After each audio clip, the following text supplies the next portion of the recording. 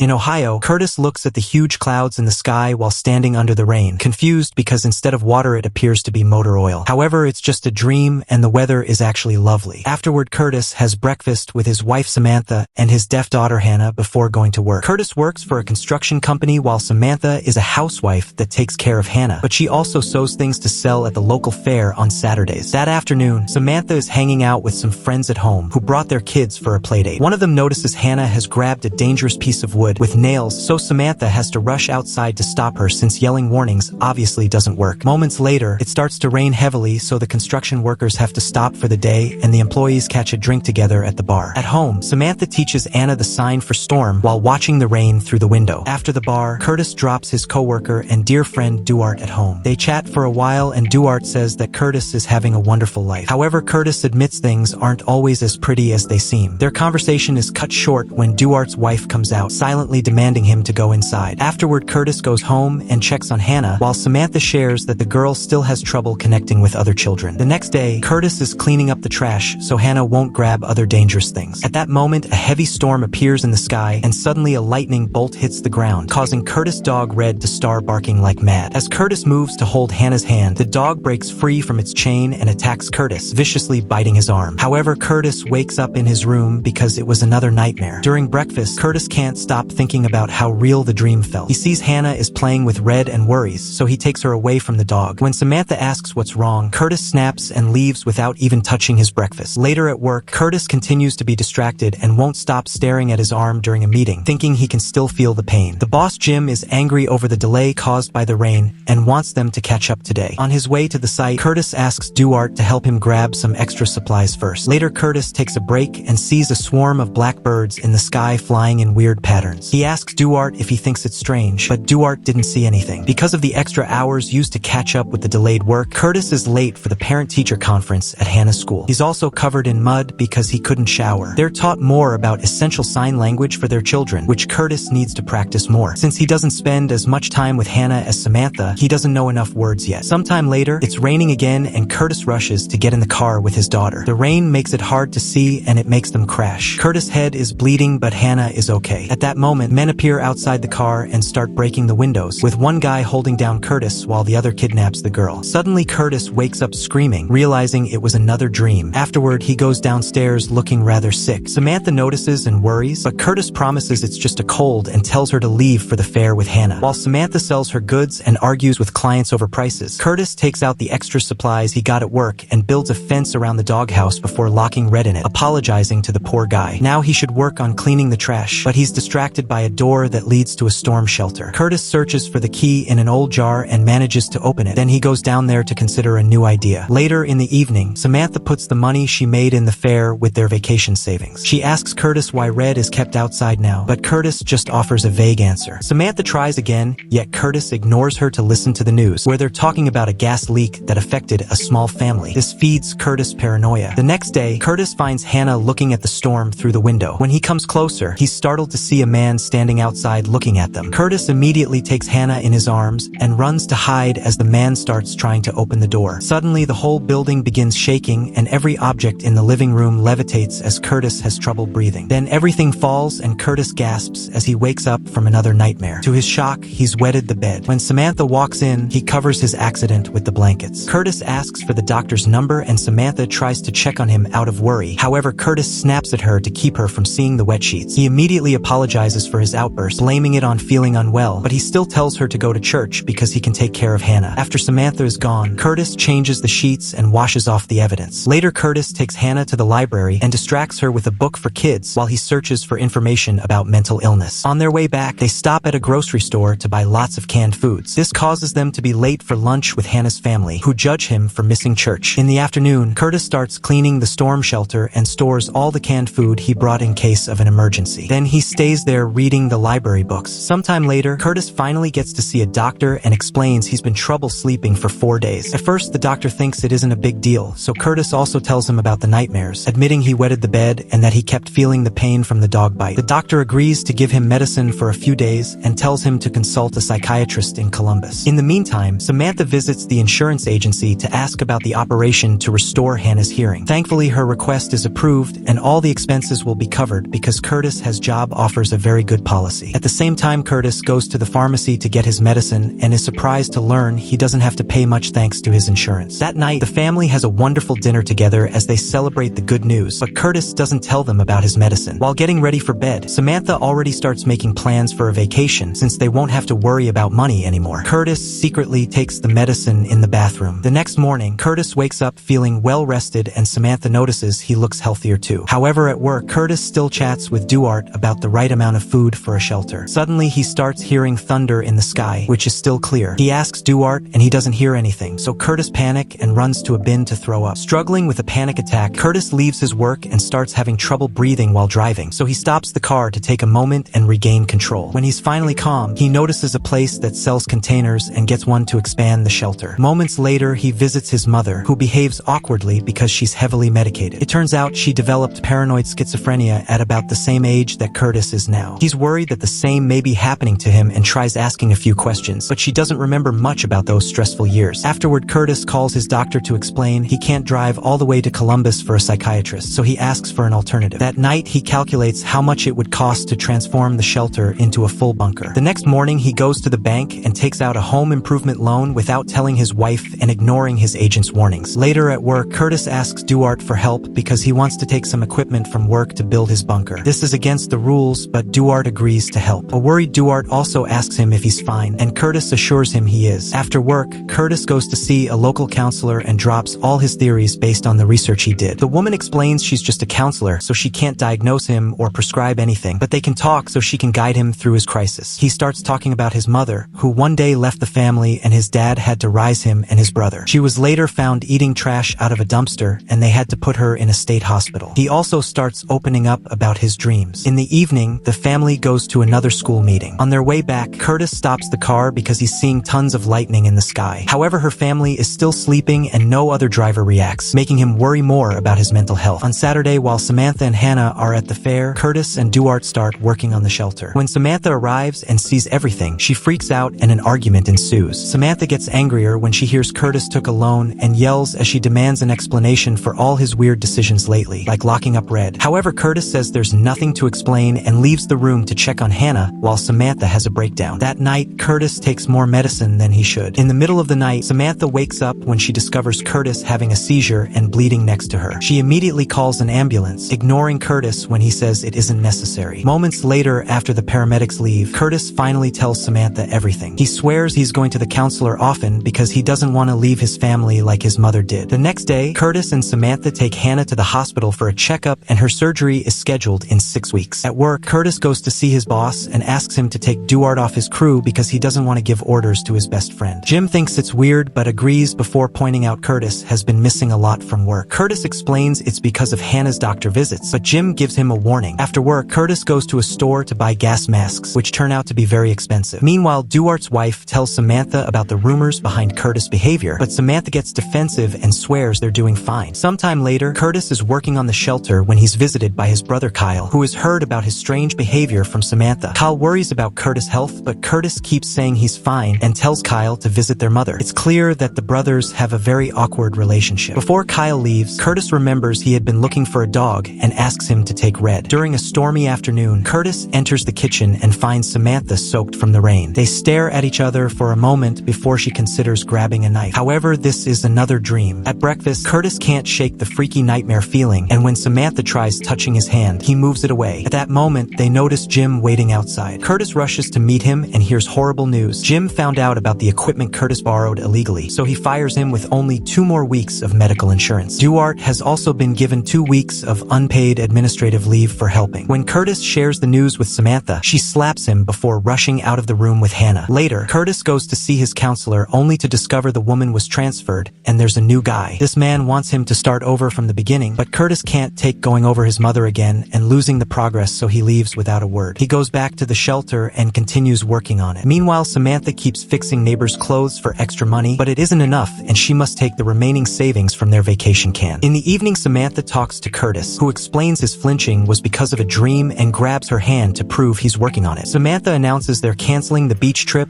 and they'll use his last check to cover 2 months of bills. She'll postpone Hannah's surgery and they both must concentrate on getting jobs. Samantha is willing to work on their issues, but she puts the condition that Curtis must go to to an actual psychiatrist. She also wants him to come to a school dinner on the weekend to work on his isolation. On the night of the event, Curtis is confronted by Duarte, who blames him for his job suspension. Curtis tries to ask him to talk later in private, but Duarte keeps going as he complains about Curtis cutting him off when they're supposed to be friends. Duarte even pushes and punches Curtis, who kicks him back. Finally snapping, Curtis yells as he throws a table on the floor. He announces there's a devastating storm coming and nobody is ready for it. Then he has a breakdown and Samantha uses the chance to take him home. Sometime later, Curtis sees Hannah in the middle of the road and runs to pick her up. At that moment, a bunch of birds appear in the sky and fly in weird patterns before moving toward Curtis. He protects Hannah as the birds fly past them. Then they do another weird pattern before they start falling dead to the ground. Terrified, he runs into the house as a siren begins wailing. At that moment, he wakes up and discovers the siren is happening in real life. It's raining quite heavily, so Curtis takes his family and they run to hide in the shelter. After locking the door, Curtis makes them put on oxygen masks just in case. Then they fall asleep and wait for the storm to pass. A few hours later, Curtis wakes up and checks on the door, but he can still feel the storm outside and goes back to sleep. In the morning, Samantha wakes him up, asking him to open the door because the storm is over. Curtis disagrees and says he can still hear it. He also makes Samantha touch the door so she can feel it. However, Samantha doesn't hear or feel anything. Panicking, Curtis steps back and refuses to open the door, offering the key to his wife. Samantha refuses to take it because doing it for him would only delay the issue and Curtis needs to confront his fears. Wanting to be good for his family, Curtis gathers his strength and finally opens the door to find a beautiful sunny day. The neighbors are fine and picking up any trash left by the storm. Sometime later, Samantha finally takes Curtis to the psychiatrist. The doctor agrees to give Curtis more medication immediately and decides he needs time away from the shelter. He tells the family to take a few days off to rest and get ready because Curtis will need to be sent to a specialized facility until he recovers. This means he won't see his family for a while. The next day, the family is at the beach. Curtis and Hannah are making a sandcastle when suddenly Hannah signs the word storm as she points at the sea. Samantha comes out and discovers it's raining oil. At that moment, the whole family sees a huge dark storm approaching in the distance and Curtis turns to Samantha, who nods at him to confirm she can see it too.